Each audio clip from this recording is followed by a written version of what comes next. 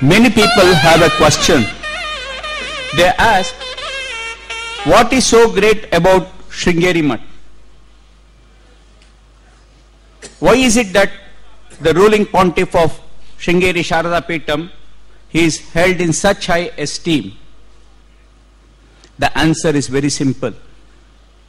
If there is any one institution where there is a avichinna Guru Parampara, unbroken succession of Gurus for 1200 years, it is in Sringeri Sharada Peetham.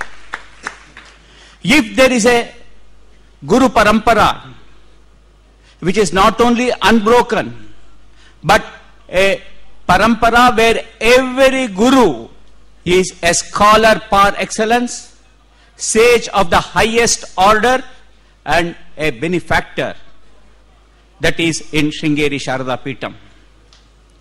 If there is one Guru Parampara where at critical juncture the Jagat Guru has taken the role to play, to mold and to give a new direction to society, that is in Sringeri Sharada Peetham.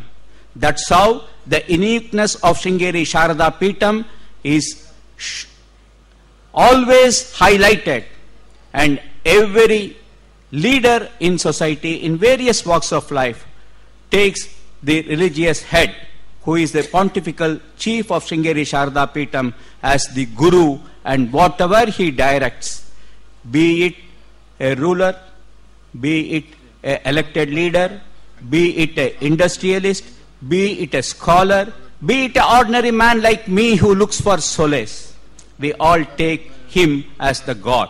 That is the greatness of Sringeri. But the greatness doesn't end there. Like we have a Guru Parampara, it is only in Sringeri Sharada Peetham that you will see a Shishya Parampara also growing along with the Guru Parampara. Whenever Holiness goes on a Vijay Yatra, he will recall that 50 years back or 46 years back, my Guru had come to Guntur. He did this.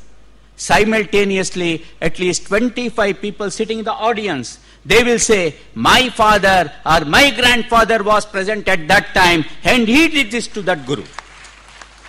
That sort of Guru-Shishya relationship is still vibing and active only in Sringeri Sharada Peetham. That is the greatness of Sringeri and Sringeri Jagat Guru. And also we, the Shishyas of Sringeri Sharada Peetham, feel proud that we are part of such a big establishment. Now, the Shishyas of Guntur are going to give a Swagata Patrika to our Jagat Guru. The Swagata Patrika will be read by Veda Brahma Shri Malla Pragada Sriman Narayana Murthy Garu, and after that Shri MVS Prasad, Shri R.D. Sharma, Shri Rajendra Kumar, Shri Polishetty Shyam Sundar, and Shri Hari Prasad Rao will submit the same at the lotus feet of His Holiness.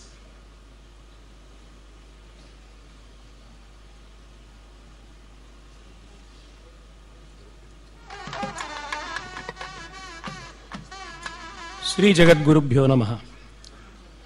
శ్రీమద్ జగద్గురువులు శ్రీ దక్షిణాంనాయ శ్రీ శృంగేరి శారదా పీఠాధీశ్వరులు శ్రీ శ్రీ శ్రీ భారతీతీర్థ మహాస్వామి వారి దివ్య శ్రీచరణాబ్జములకు సాష్టాంగ ప్రణామ పురస్సరముగా గుంటూరు పురజనుల పక్షాన శ్రీ శృంగేరి శంకరమఠ భక్త బృందం సమర్పించు స్వాగత సుమనోంజలి.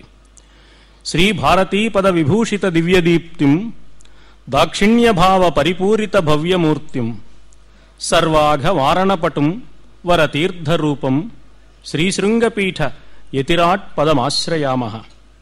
శారదా పరమాదేవి బ్రహ్మ విద్యాప్రదాయిని భాతి శృంగగిరౌ నిత్యం స్థిర జంగమ రూపిణి. జంగమం జ్యోతిరత్రైవ యతిరూపేణ గోచరా దర్శనాత్ భాషణాత్ లోకం పూతమజ్జైవ నిర్మలం.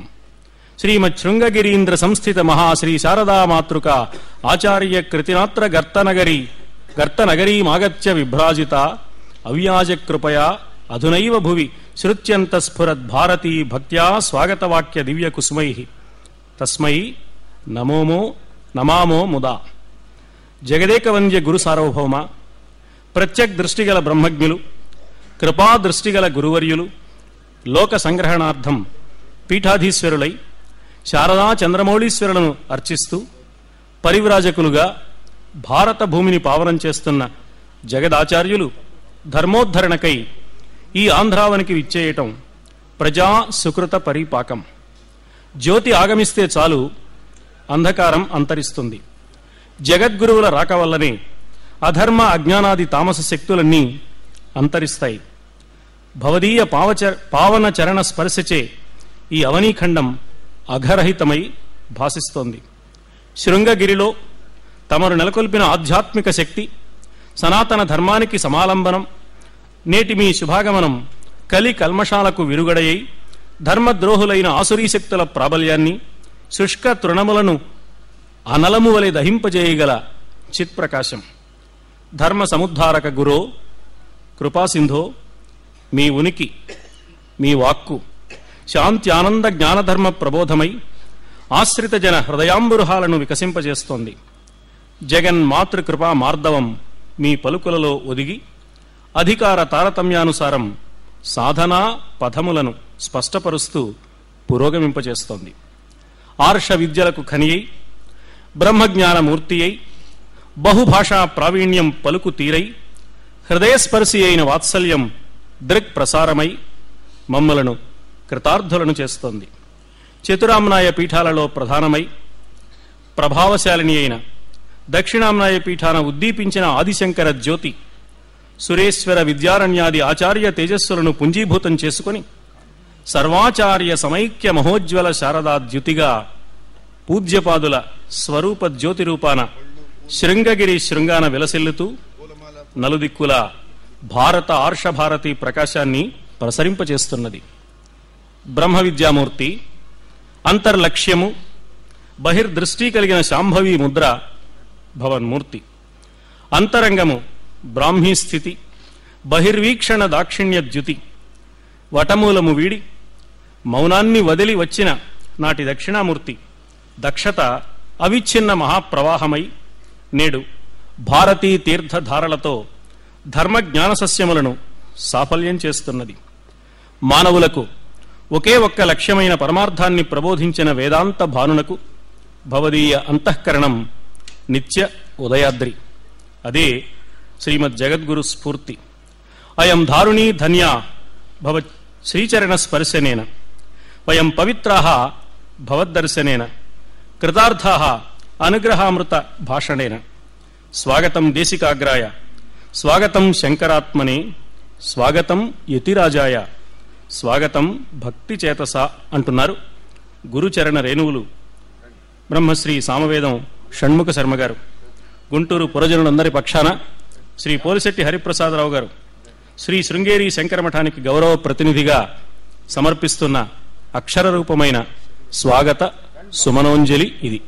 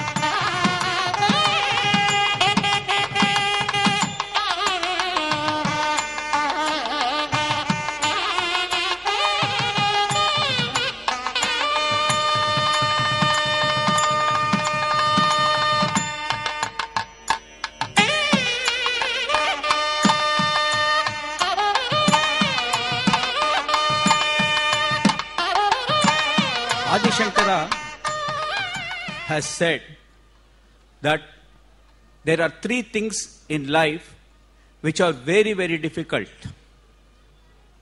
One is to be born a human being. That itself is a great boon, according to Adi Shankara. All of us are born as human beings, there is no doubt. So the first boon that God can give us, we have already got. The second one, what Adi Shankara specifies, is to have an urge to get away from this worldly life, to reach the ultimate happiness, what common man calls as mukti. That urge won't come to all. Few people get it, and of those few people who get that urge, 1 in 1 lakh may get the ultimate mukti. Probably in the last 100 years, if we scan through our history, maybe there are 1 or 2 great men whom we call as Jivan Muktas. Such a rarity is a boon, according to Adi Shankara. For the present day generation, even to have an urge to come and sit in a gathering like this, to participate in a function like this, itself is a great boon, according to me. And all of us have been blessed with that boon. The third one, what Adi Shankara specifies, is to have an association with great men. When I say great men, or when Adi Shankara has specified that great men, it is not what we all think as great. There, it is very clear, the great men means those who are above our worldly needs and who can lead us in the right path. Satpurushas. We are all blessed. All those who are sitting here and all those who are watching this program, that all of us have been associated with one such great sage who is on this earth today. And we are all blessed as per the dictates of Adi Shankara.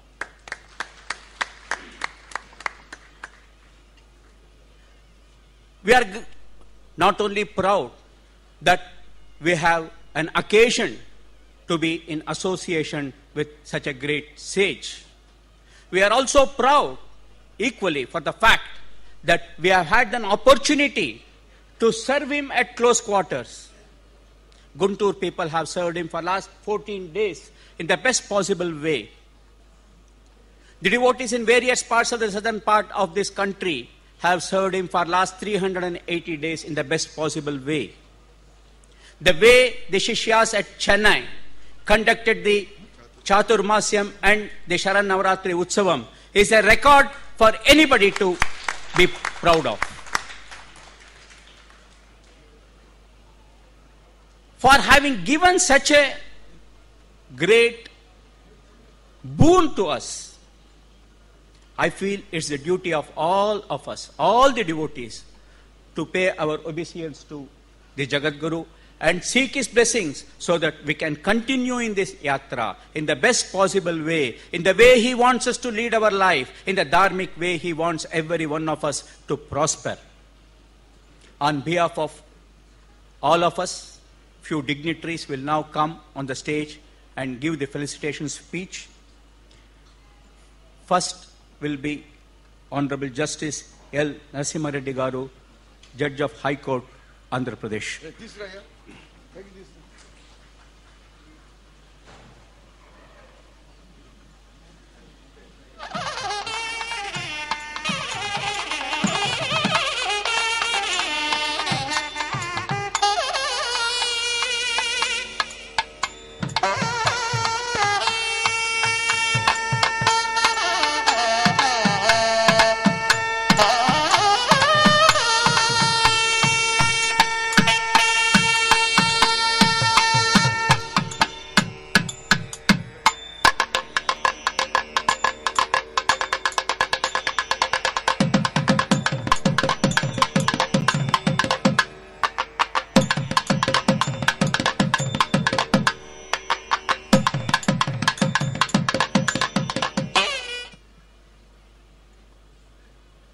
His Holiness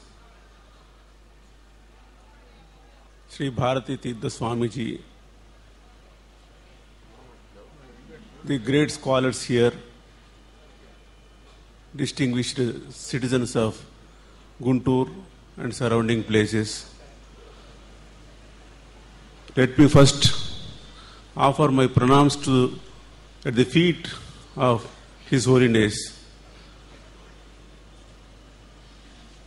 And I am indeed unable to find words to express my feelings in such a great and serene and holy atmosphere.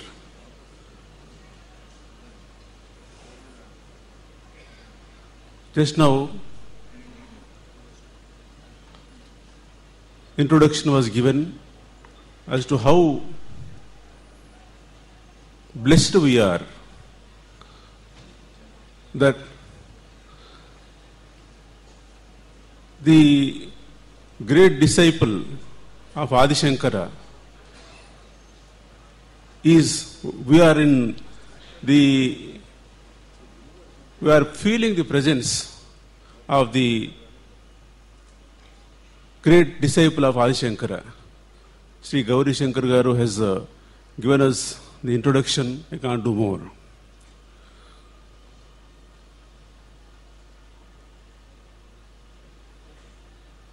తెలుగువారు కొన్ని సంవత్సరాల నుంచి ఎంతో ఉత్సుకతో నిరీక్షిస్తున్న రోజుల్లో స్వామివారు కటాక్షించి అపర ఋష్యశృంగులుగా తిరుపతిలో రాగానే ఒక సకాలమైన కుంభవృష్టి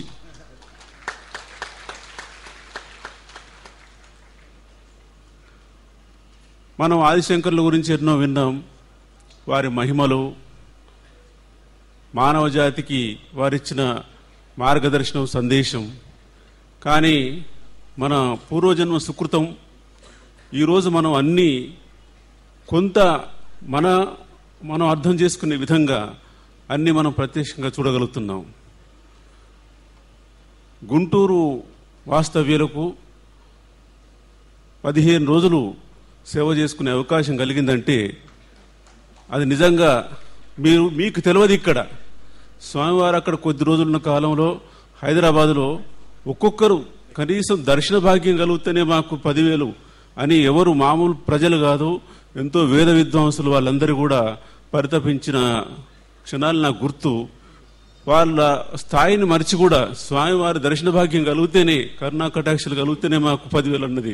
అలాంటిది మీకు సాక్షాత్ 15 రోజులు. సరే, ఆదిశంకర్లు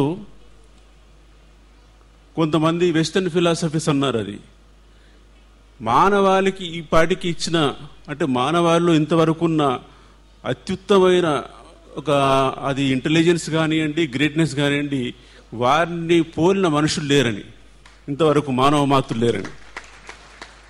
వారు స్థాపించిన 4 పీఠాల్లో దక్షిణాభిమాన పీఠం అన్నిటికంటే ప్రసిద్ధి చెందింది. వారికి ఆ పీఠాన్ని విజయవంతంగా ఎంతో ఉన్నత శిఖరాలకు తీసుకెళ్లిన స్వామీజీ వారి మన మధ్యలో ఉన్నారంటే మనకు ఈ జీవితంలో అంతకంటే ఎక్కువ లేదు. అది ఆధ్యాత్మిక రంగంలోనే కాకుండా వేద విజ్ఞానంలో, శాస్త్రాల్లో అన్నిట్లో కూడా తనకంటూ తన దరిదాపుల్లో కూడా ఎవరు లేరన్న స్థాయికి ఎదిగిన స్వామీజీ వారి ఒక సింప్లిసిటీ, చిరునవ్వు, ఆ చిరుమందహాసమే మనకు ఒక మన పాలిటీ వరం మాదిరిగా ఎప్పటికప్పుడు కనపడుతుంది. అది ఒక్కటి మనందరం గుర్తుకోవాల్సింది, స్వామీజీ ఇంత భారతదేశంలో కాకుండా ప్రపంచంలో ఒక ప్రఖ్యాత స్థానం సంపాదించి గౌరవప్రదం, వాళ్ళ ఎంతటి పెద్ద వేద విద్వాంసులైనా ఆధ్యాత్మికవేత్తలైనా వారి ముందు సాష్టాంగ పడితేనే వారికి ఒక సదవకాశం అనుకునే ఆ స్థాయికి ఉన్న స్వామీజీ, మీరు ఏ స్థాయిలో చూసినా కానీ ఈ భౌతికమైన ఈ మన సంసారిక సంబంధమైన విషయాలు ఏమి తనకు దగ్గర రానివ్వకుండా ఎప్పుడు చూడండి ధర్మం ధర్మం ధర్మం, ఆ ధర్మనిష్టను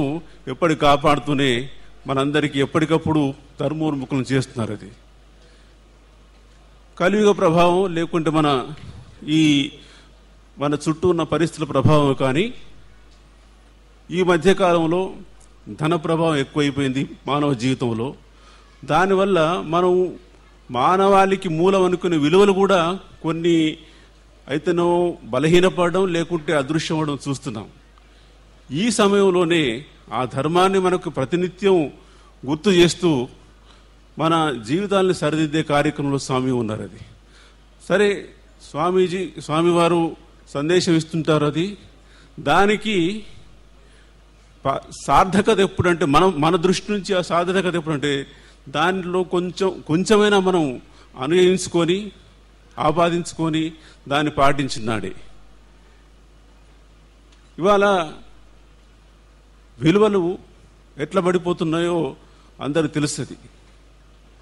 అది అన్నదమ్ముల విలువలే కావచ్చు, అన్నదమ్ముల సంబంధాలే, కుటుంబ సంబంధాలే, వ్యక్తికి వ్యక్తిగా ఒక ప్రదేశం నుండి ప్రదేశం దూరం తగ్గిపోతుంది, కానీ వ్యక్తుల మధ్య దూరం పెరిగిపోతుంది. అది అలాంటిది ఇయ్యాలంటే కేవలం ఒకటే మార్గం, ఒకటే దిక్కు, ఒకటే శరణ్యం స్వామివారు మనకు ప్రబోధించే ధర్మ మార్గం. అయితే ధర్మ మార్గం అనుసరించాలంటే కొంచెం ఇబ్బందులు పడతాయి. ఆ ఇబ్బందులను అధిగమించిన నాడే మీకు వస్తుంది. ఒక చిన్న ఉదాహరణ చెప్తాను. అది మహాభారతంలో ఒకసారి పాండవులు వనవాసం చేసే టైంలో ద్రౌపది పాండవులు అక్కడ ఉన్నప్పుడు శ్రీకృష్ణుడు పరివార సమేతంగా అక్కడికి పోయినప్పుడు సత్యభామ ద్రౌపదిని అడుగుతుందంట. అందులో కొంచెం ప్రశ్నార్థకం, కొంచెం వెటకారం. అమ్మా, నువ్వు 5 భర్తలున్నారు, నీకు ఇంత అరణ్యవాసంలో ఉన్నావు, నీకు ఎట్లా ఉంది ఈ తృప్తి కానీ సంతోషం కానీ? ఒక చిన్న శ్లోకం ఉంది దాంట్లో. ద్రౌపది అంటుంది ఆ సత్యభామ గారితో, సుఖం సుఖే నేహ నజాతు లభ్యం దుఃఖేన సాధ్వి లభతే సుఖాని. స్వామివారి ముందు అది అన్నందుకు నేను తీసుకుంటానది. ద్రౌపది అంటుంది, అది అమ్మ, నువ్వేదో భౌతిక సుఖాల నుంచి మనిషికి సుఖం ఏదో తృప్తి వస్తుంది అనుకుంటే అది చాలా పొరపాటు పనేది. నువ్వు దుఃఖమైనా కానీ ఒక ధర్మబద్ధంగా ఉండి దానిలో సాధించిన నీకు తృప్తే అదే సుఖాన్ని ఇస్తుంది తప్ప లేదని. ఆ మార్గమే మనకి ఇవాళ కొంచెం అనుసరించిన ఫలిసి వస్తున్నది. ఇక యక్ష ప్రశ్నలో ఒకసారి ధర్మరాజుని అంటారు, అన్నిటికంటే సుఖం ఇచ్చేది ఏంటండి? సుఖం దేని వల్ల వస్తుందంటే, సుఖం అంటారు అది సుఖానాం తుష్టురుత్తమా, కేవలం తృప్తి మాత్రమే మనకు సుఖాన్ని ఇస్తుంది. మనం స్వామివారు ఎక్కడ చూడండి అది ధర్మం ధర్మం ధర్మం. ఆ ధర్మాన్ని ఇన్నిసార్లు మనకు చెప్పినా కానీ అది మనకు ఎంతవరకు అన్వయించదు. ప్రతి జీవిత మార్గంలో ఆ ధర్మం అనేది ఒక జీవితానికే ఆధారం. అది ఈ స్వామివారిలో నేను ఎక్కువ సమయం ఎక్కువ తీసుకుని, ఎందుకంటే పెద్ద పెద్దలు ఉన్నారు. అది ఈ మధ్యకాలంలో ఒక ఆధ్యాత్మిక పత్రికలోనే ఒక చిన్న కథ, అది చాలా నాకు నచ్చింది. అది దాని సారాంశం అంటే ఈ స్వామివారి ఉపదేశాలకు నేను అన్వయించి ఒక నిమిషంలో చెప్తాను. అది మనకు పూజ్య స్వామీజీ ధర్మం గురించి, సత్యం గురించి ఎట్లా చెప్తారో, అప్పుడు ఒక సభలో సత్యం అనేది జీవితానికి ముఖ్యం, ఆ సత్యాన్ని పాటించిన వాడికి ఎన్నడూ కూడా అపజయం ఉండదు, అసంతృప్తి ఉండదు అని చెప్పినాడు. సరే, అందరూ అయిపోయింది, సభ అయింది. లేచిపోయే టైంకి ఆ సభలో ఒక రోజు ఒక దొంగ వచ్చినాడంట ఆడికి. ఆ దొంగ వచ్చి, మరి స్వామీజీ, నా వృత్తం దొంగతనం, సరే నా పూర్వజన్మ సుకృతమో దురదృష్టం ఏదో, కానీ ఈ జన్మలో నేను కేవలం దొంగతనం చేసుకుంటూ బతుకుతున్నానది, నా సంగతి ఏంది? నీ సత్యం చేస్తే ఎట్లా? సత్యం పలుకుతే నేను ఉంటానా అని. లేదయ్యా, నువ్వు సత్యం పలుకు, ఈరోజు చూద్దామని. ఆ సత్యం ఆ రోజు ఆయన బయలుకెళ్ళాడు. ఆ రోజు రాత్రి బయలుదేరినాడు. అది స్వామివారు అన్న మాటలే గుర్తుకొస్తుంది, ఎటు తిరిగి సత్యం చెప్పాలని. ఆ రాజు మారువేషంలో వస్తున్నాడంట. అది వచ్చేసరికి ఆ రాజు ఈయనను అడిగినాడు, ఎవరైనా మరి? నేను మరి స్వామివారి మాట గుర్తుకొచ్చి, అయ్యా నేను దొంగనన్నాడంట. దొంగననేసరికి వీడు దుంపదేగా, వీడు నాకే దొంగ అని చెప్తున్నాడా, మరి ఎక్కడికి పోతున్నావు అన్నాడంట. ఇంకా అడ్రస్ ఏం తీసుకున్నా, నేను ఎక్కడ వీలైతే అక్కడ తీసుకుంటానని. రాజుగారికి కూడా ఉత్సుకత పెరిగింది, ఇన్ని రోజులకు నాకు సత్యం పలికినాడు. అయితే అక్కడ ఎందుకు నేను అడ్రస్ చూపెడతాను, ఏం చేస్తావు అన్నట. ఎంత దొరికినా నీకు సగం నాకు సగం అన్నట. అంటే ఇద్దరు పోయినారు. అది రాజుగారు సాక్షాత్తు ఆ ధనాగారం తీసుకుపోయి ఆ పెట్టెలో మంచి వజ్రాలు ఉంటాయి చూసుకురాకపోన్నాడట. తీసినాడు. తీస్తే 3 వజ్రాలు అందులో.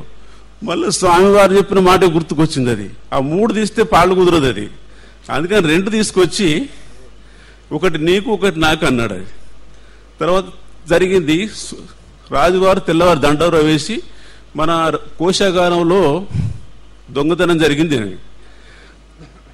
ఆ కొంచెం నోటెడ్ దొంగలలో వీడొకడు సభలో అందరినీ సమాచారపరిచినారు. అది అతను వచ్చి అంటే అతను సభలో ఒప్పుకున్నాడట. అయ్యా, నా రాత్రి దొంగతనం చేసింది నేనే, నాకు ఎవరో దారి చూపెడితే అతనికి ఒకటి ఇచ్చినాను, ఇంకొక వజ్రం ఇది. ఎందుకంటే స్వామివారు ఇచ్చిన ఉపదేశానికి అడుగడుగున గుర్తుకొస్తుంది. అది ఈలోగా మంత్రి ఏం చేసినాడంటే లోపలికి పోయి చూస్తే అందులో ఒకటి ఉంది. అది ఎట్లాగో దొంగతనం పడ్డ పేరైతే వచ్చింది అది అని వీడు జేబులు వేసుకున్నాడు. అది జేబులు వేసుకుని అయితే వీడు లేదు రాజా, వీడు 3 వీడే తీసి ఉంటాడు. అది ఏదో వాడిని కొంచెం వాయిస్తే చెప్తా అంటే అప్పుడు రాజు అంటాడు, అది నాకు అంత తెలుసు, సత్యవాక్కు వాంది నాయన, నువ్వు ఈరోజు సత్యం చెప్పినావు కాబట్టి నువ్వు నా మంత్రిగా, వీడు దొంగతనం చేసినావు కాబట్టి నా మంత్రిని తీసేస్తున్నాను.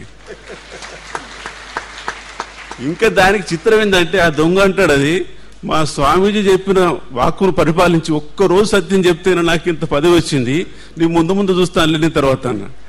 అది మనకు కొన్ని కష్టాలు అనిపిస్తే ఓసారి ఈ మన కాల ప్రభావంగానో దేనికో, ఎందుకంటే అడ్డదారులు పోవడానికి కొంచెం మనసు అటు లాగుతుంది. కానీ కొంచెం నిగ్రహం పెట్టుకొని దాన్ని చూస్తే ఆ సత్యమైనా ధర్మమైనా ఏనాటికైనా మనల్ని ఒక జయిస్తుంది. మనం ఆ పరిస్థితిలో జయింపగలిగేటట్టు చేస్తుంది, దాన్ని చేస్తుంది. ఇవాళ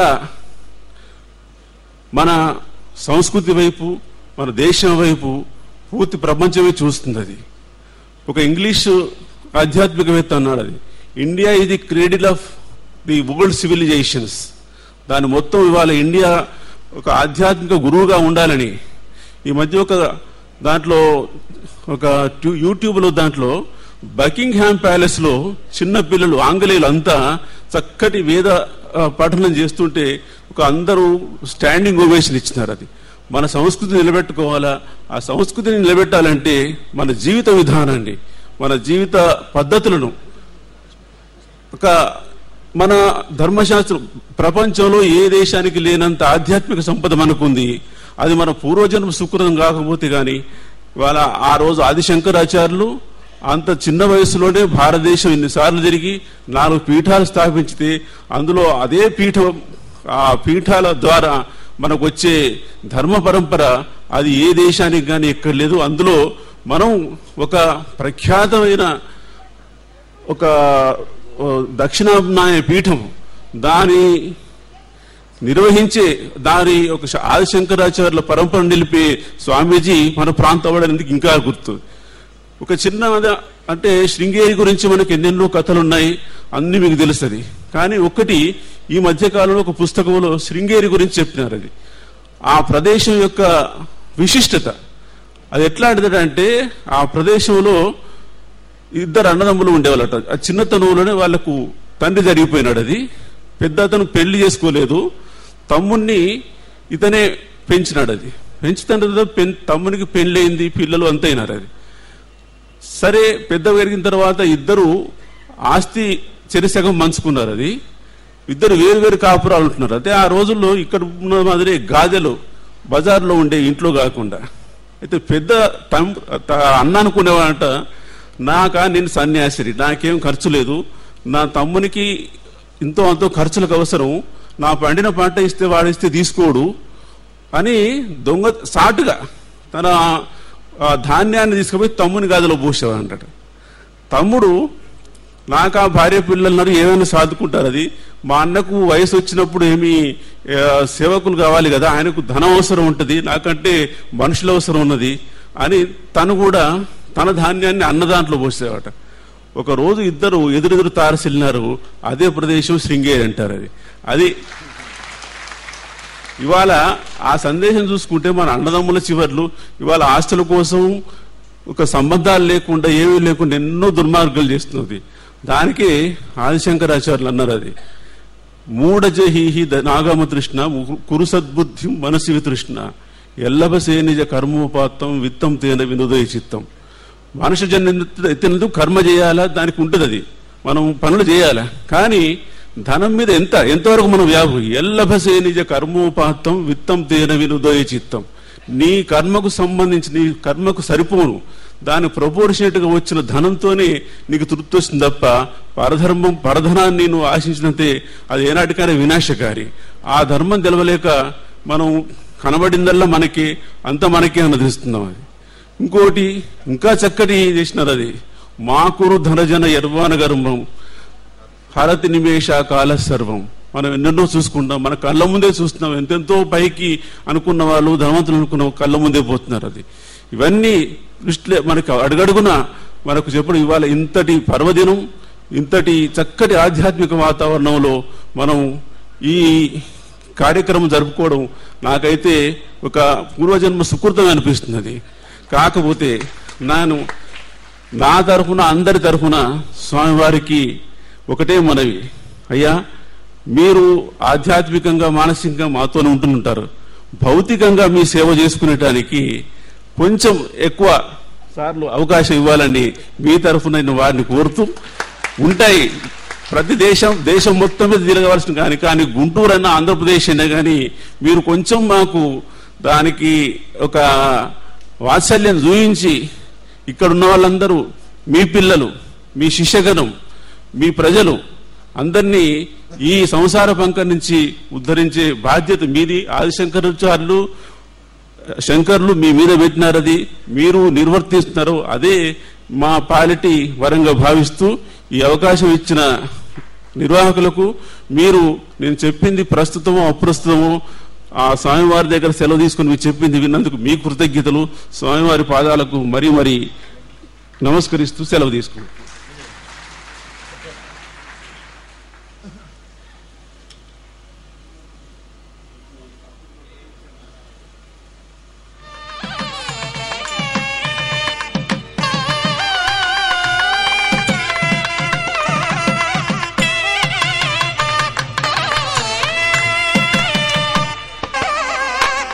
హైదరాబాద్ నుంచి ప్రత్యేకంగా ఇక్కడ గురువుల మీద ఉండే భక్తులు వచ్చారు. వారు మళ్ళీ రాత్రికి ట్రైన్కి వెళ్ళాలి.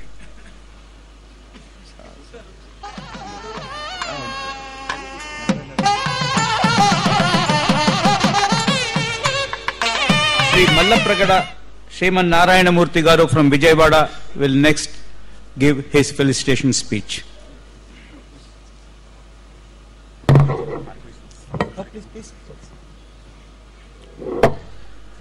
స్వార్థమురుపుమాపి మనుజావళిలెల్లను సంస్కరింపగా సార్థకమైన జీవనము సాగెడు రీతిననుగ్రహింపగా సార్థకమైన జీవనము సాగెడు రీతిననుగ్రహింప మా ప్రార్థనలాలకించి విజయమ్మనరించిన స్వామి భారతీ తీర్థుల పాద సన్నిధికి తీరుగ చేసెద నా నమస్కృతుల్. దక్షిణాంనాయ శ్రీ శృంగేరి శారదా పీఠాధీశ్వరులు, జగద్గురువులు, పరమహంస పరివ్రాజక ఆచార్యవర్యులు శ్రీ శ్రీ శ్రీ భారతీ తీర్థ మహాస్వామి వారి అడుగుదమ్ములకు సభక్తిక ప్రణామాలు సహస్రాధికంగా మునుముందుగా సమర్పించుకుంటూ, ఆచార్య శంకరుడు ఒక అద్భుతమైన మాట సెలవిచ్చారు. శాంతో మహాంతః నివసంతి సంతః వసంతవత్ లోకహితం చరంతః తీర్ణా స్వయం భీమభవార్ణవంచ అహేతునా అన్యానపి తారయంతి. శాంతో మహాంతః, శాంత స్వభావమే ఆకారం ధరించి వస్తే మహాత్ములు దిగి వస్తారు ఆ శాంత స్వభావాన్ని రూపంగా తీసుకొని. వారు నివసంతి సంతః, సత్పురుషులు. సత్పురుషులంటే సత్పదార్థము మానవాకృతిని ధరించి వచ్చి ఆ సత్పదార్థానికి సంబంధించిన సద్భావాన్ని ప్రతి ప్రాణి హృదయంలోనూ ప్రతిష్ఠించి అసత్పదార్థాన్ని తొలగింపచేసి జ్ఞాన జ్యోతిస్సులు ప్రతి అంతరంగంలో వెలిగింప చేయడానికి దిగి వచ్చే దివ్యమూర్తులు. శాంతో మహాంతః నివసంతి సంతః వసంతవత్ లోకహితం చరంతః. కాలంలో మార్పు వచ్చినప్పుడు వసంత ఋతువు వస్తే ఎంతటి దివ్యమైన ఆనందం కలుగుతుందో, ప్రకృతి ఎలా ఆహ్లాదకరంగా ఉంటుందో, మహనీయులైన స్వామివారి ఆగమనంతో మనందరి హృదయ నందనాలకు యథార్థమైన వసంతం కొంచెం ముందుగానే వచ్చింది ఈ సంవత్సరం. వారి విజయ యాత్ర రాబోయే విజయ నామ సంవత్సరం కంటే ముందుగానే దివ్యమైన ఆధ్యాత్మిక వసంత వైభవాన్ని మనకు అనుగ్రహించింది. అందులోనూ విశేషించి ఈ గుంటూరు పట్టణంలో 15 రోజుల పాటు వారు ఇక్కడ ఉన్నారంటే, పక్షం రోజులు మనకి ఇచ్చారంటే మన పట్ల ఎంతటి పక్షపాతం ఉన్నదో, మన పట్ల వారికి ఎంతటి మొగ్గు ఉన్నదో, వారి వాత్సల్యం మన వైపు ఎంతగా మొగ్గిందో ఇది మన పురాకృత సుకృత లేశం తప్ప మరొక్కటి కాదు. వారి అనుగ్రహానికి మనం ఏమిచ్చి రుణం తీర్చుకోగలం? నాకు అనిపిస్తున్నది, ఒకే ఒక్క మాట జ్ఞాపకానికి వస్తున్నది. పరీక్షిన్ మహారాజు పరితపించాడు. తన శాపం తొలగిపోవాలని కాదు, తనలోని పాప సంకల్పాలు పరిహారం కావాలని. ఎవరు నాకు మార్గదర్శనం చేస్తారు, ఎవరు నన్ను ముందుకు నడిపిస్తారు, ఎవరు నన్ను సంస్కరిస్తారు అని ఆరాటపడ్డాడు. దివ్యమూర్తి శుకయోగీంద్రుల వారు వచ్చారు. వచ్చిన శుక మహర్షిని చూసి ఒకే ఒక్క మాట అన్నాడు పరీక్షిత్తు. వారం రోజుల్లో తన ప్రాణాలు ఎగిరిపోతాయని స్పష్టంగా తెలిసిన పరీక్షిత్ అన్న మాట, మహానుభావా మిమ్మల్ని చూచి నేను బ్రతికిపోయాను అన్నాడు. అవధూతోత్తమ మంటినేడు మిముడాయంగంటి మీ వంటి విప్రవరున్ పేర్కొనునంతటన్ భసితమౌ పాపంబు మాబోటికిన్. మీ పేరు ఒక్క మారు ఉచ్చరించగలిగితే చాలు, మేము చేసిన సమస్త పాపాలు ప్రక్షాళనమవుతాయే. మీ వంటి విప్రవరున్ పేర్కొనునంతటన్ భసితమౌ పాపంబు మాబోటికిన్. భవదాలోకన భాషణ అర్చన పద ప్రక్షాళనాది విధానంబుల ముక్తి చేపడుట చింతింపంగా ఆశ్చర్యమే. ఆనాడు పరీక్షిత్తు పొందిన అనుభూతి ఈనాడు కోటానుకోట్ల ప్రజలందరికీ ప్రసాదించడానికి స్వామివారి దర్శనంతో, స్వామివారి సమర్చనంతో, స్వామివారి అనుగ్రహ భాషణ అమృతాన్ని కర్ణపుటాలతో ఆస్వాదించే మహత్తరమైన అవకాశాన్ని సద్వినియోగం చేసుకోవడంతో ఒక్కమారు ప్రతి ప్రాణి తనలోకి తాను చూచుకొని తన జీవితాన్ని చరితార్థం చేసుకోవడానికి, స్వామివారి మార్గంలో ముందుకు సాగడానికి, ఆధ్యాత్మికమైన దివ్య చైతన్యాన్ని అందుకోవడానికి, ప్రతి వ్యక్తి తన్ను తాను సంస్కరించుకోవడానికి చక్కని అవకాశం ఇచ్చిన జగద్గురువులు స్వామివారు. కృష్ణ పరమాత్మ అంటాడు భాగవతంలో, కుచేలుడు తన దగ్గరకు వచ్చినప్పుడు ఇద్దరూ ఒకే గురువు గారి దగ్గర కలిసి చదువుకున్నారు.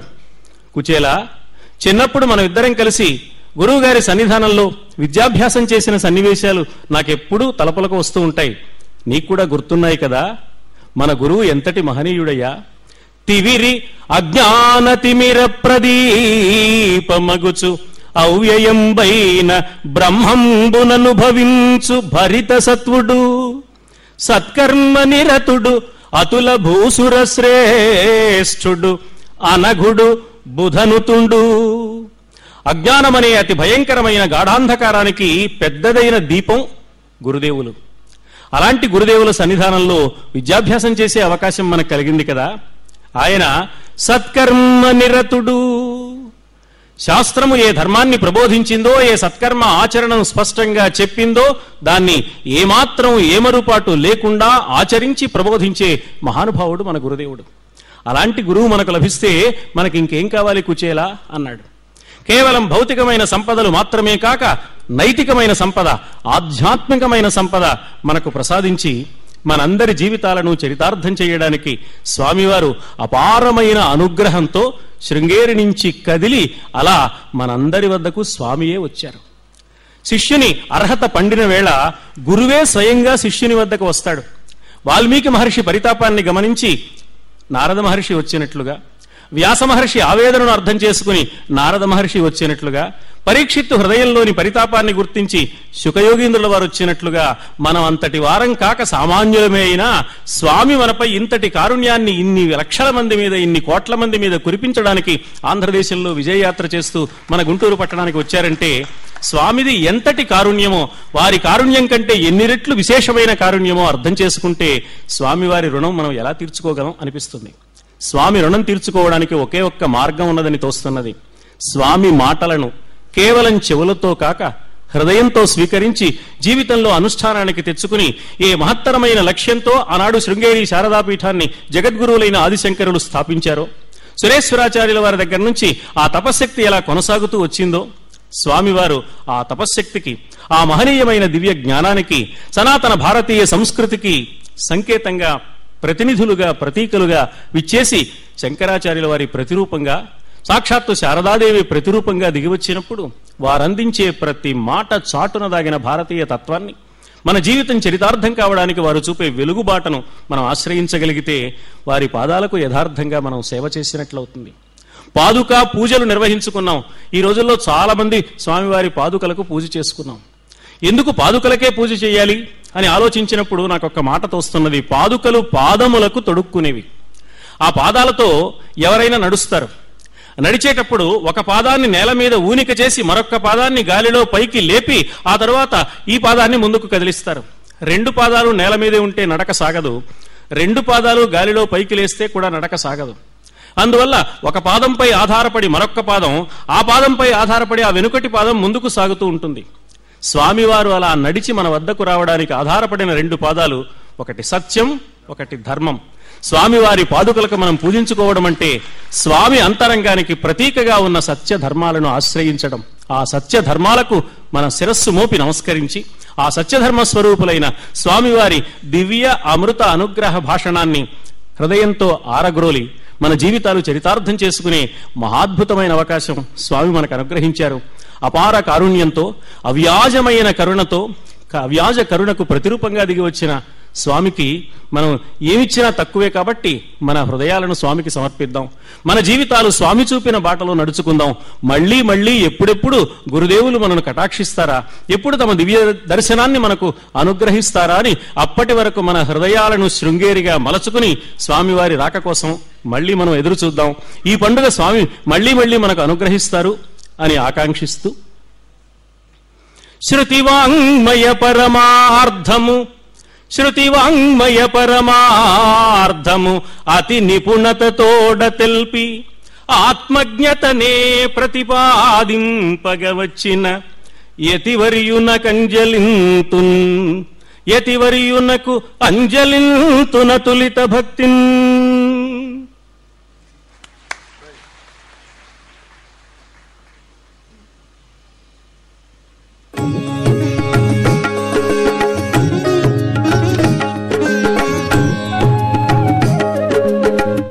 Ramani Realtors Private Limited presents Coconut Grove at Singanallur, Coimbatore. 1, 2 and 3 bedroom dream homes with all